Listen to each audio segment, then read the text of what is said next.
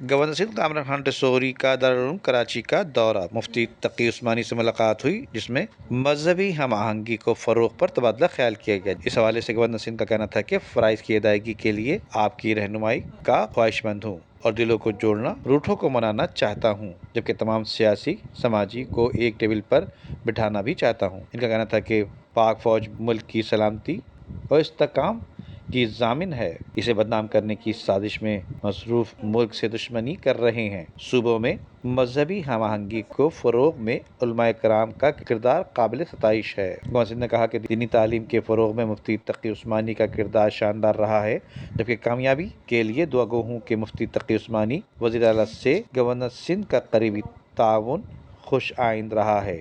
مفتی تقی عثمانی کا کہنا تھا کہ اس سے صوبے کی مسائل حل کرنے میں مدد بھی ملے گی۔ ندیم صدیقی، میٹرو 7 پاکستان۔